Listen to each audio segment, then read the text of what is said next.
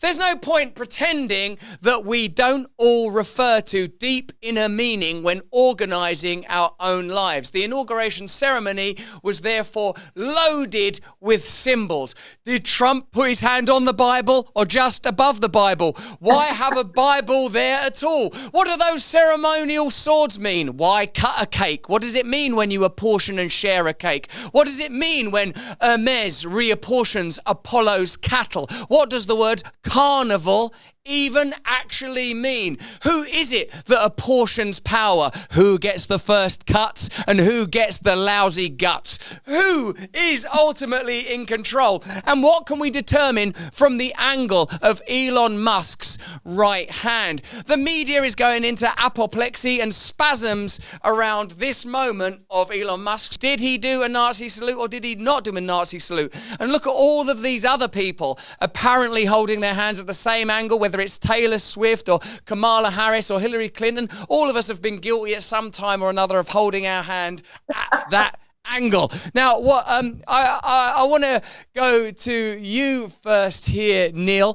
Neil, why is it that we're continually reaching for meaning? AOC, for example, was like genuinely, I think, incensed by that angle. And I will say that, like I said on my show earlier, like that's a crazy thing for Elon Musk to do by accident. And I genuinely sort of feel like it was an expression of excitement from a man with perhaps unusual skills. But given the type of conversation that he must have known would ensue, it was a pretty curious inadvertent blunder. What do you make of it, Mr. Oliver? I don't think someone as experienced on the world stage would do much genuinely spontaneously without having pre-thought a little bit about what he might do and what might happen immediately thereafter. You know, when it comes to something like a gesture such as he made, which can be interpreted in more than one way, I don't think it's accidental. And I think it's also probably we possibly have had seen enough of Elon Musk to know that he is a provocateur. He likes to make plain that he has got himself into a position where he can do what he wants. And he often does what he wants. I've often wondered whether, I don't know, I've never met Elon Musk. Like most people, I just watch what's presented to me on one screen or another. But he seems to me to be somebody who is neither good nor bad.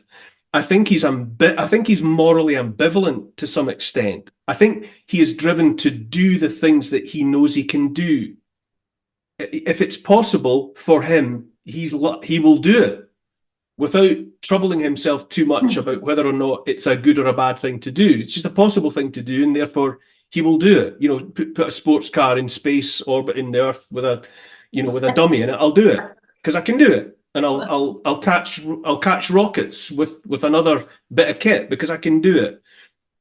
But I'm sure he knew going out there that he was going to make that gesture, and he knew that it was going to cause a heck of a fuss, and that's what he wanted to do.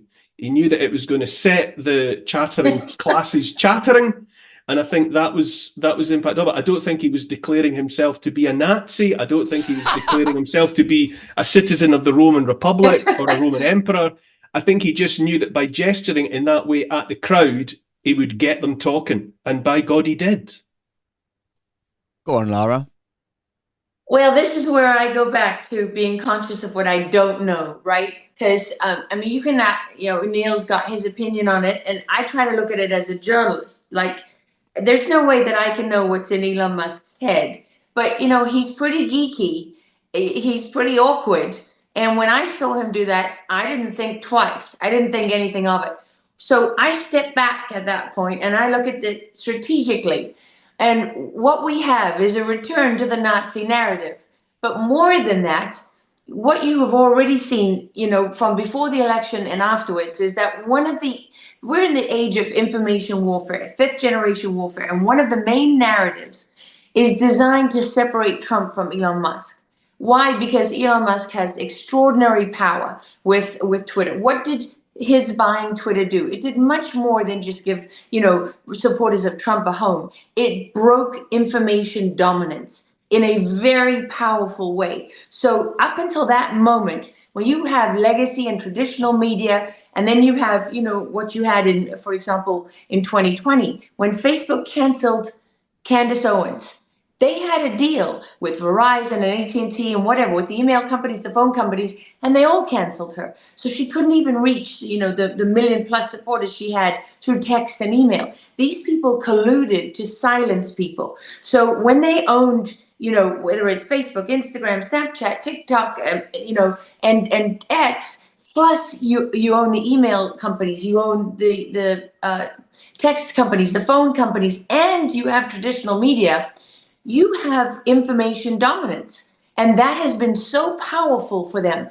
But when Musk took over Twitter, that ended in the biggest way. And then he exposed the censorship with the Twitter files and everything else. So there's no question that Elon Musk is a powerful force right now. He has a power that no other politician has. And they just don't, except for Donald Trump. So what do they do? If you're his opponents, if you're their enemies, what do you have to do? You have to sow seeds of doubt amongst the supporters, amongst the people serving with him, and most importantly, amongst Trump. So what we have the chipping away of the relationship between them. We have the effort to create disharmony and get infighting going, right? And then you have this, they're trying slowly to turn public opinion against Elon Musk. Well, they're doing it with the same old tired narrative of the Nazis. And I just have to say, if you haven't read the Finders documents, if you haven't looked at any of the Operation Paperclip documents,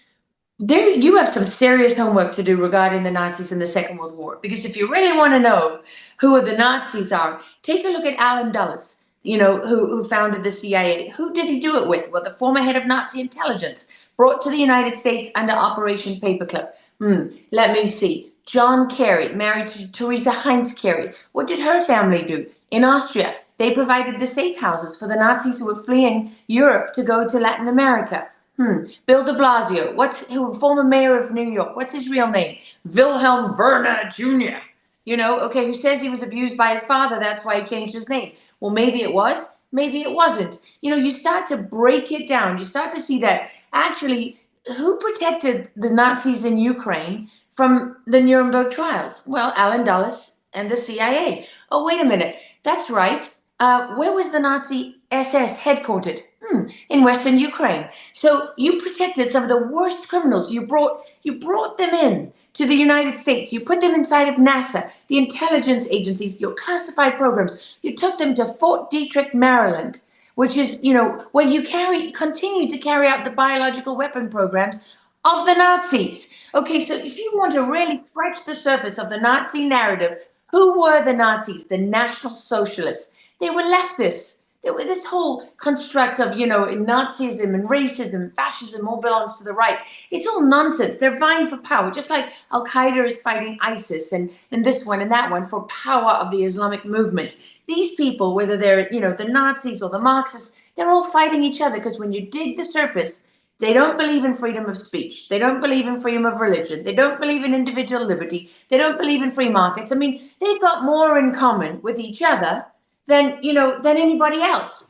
The war against free speech is in full swing. We are the vanguard, bravely fighting back. Rumble's the home of this channel, Stay Free, and a leader in defending the fundamental human right of free speech. They've joined X to sue a cartel of advertisers and ad agencies who conspire to block ad revenue from going to the platforms. Recently, they've launched Rumble Premium. This, I think, is going to be a game changer for all of us. It's an ad-free viewing experience with great perks for viewers and creators. Rumble Premium will give you the ability to dive into your favorite content on your mobile or desktop or smart TV and savor every uninterrupted second of my content. Why don't you upgrade to Rumble Premium today? Support my free speech and the free speech of other content creators on this platform. Please go to Rumble now, rumble.com/premium. And if you use the code BRAND, you'll save $10 and Rumble will be aware that our stream is creating great converts. So that's rumble.com/premium and do use the code BRAND to save $10. Anyway, there's a link there at the bottom of the screen now. We're posting it in the chat. Join up. So what does that mean? But, It's a lie. aren't we just? Do you not feel a lot of the time that we're just being played like a Stradivarius? Yes. I mean, it's there's constantly an ever refreshing performance on the stage, and the rest of us are just in the auditorium watching, distracted, being shocked by this plot change and this scene change and and this Welcome dramatic to the effect and this flashing light and what's happening now. I don't know. It seems to me the whole theatre of the inauguration. I was watching it in just sort of bewildered awe. I just didn't. Cakes here, swords there. The new president of the United States doing the YMCA. I mean, Nazi salutes from or purported Nazi salutes, or what. I just didn't know which way to look next, and it feels like being on the waltzers or the merry-go-round, and the guys that are the fair hands just spinning everything faster and faster and faster, keeping everybody dizzy. And look what's going on. In the face of all the dreary stuff like the state of economies, the Ponzi scheme that is currencies, the quadrillions of debt, the necessity to perpetuate war here, there, and everywhere in order to keep the military-industrial complex running. And what are we talking about? Here in the UK, we're talking about Prince Harry, apparently having some kind of victory over the empire of Rupert Murdoch, and whether or not Elon Musk performed knowingly a Nazi salute. The world's going to hell in a handcart. Rome's burning. We're all just watching the sideshows. Do you not feel we're just being played? Hey, thanks for watching. If you want to see more uncensored content where free speech can flourish, join our live stream. Click the link right here to watch the next video if you want to, or become a member of a growing movement. Download the Rumble app and you'll be informed every time we make a new piece of content. Stay free.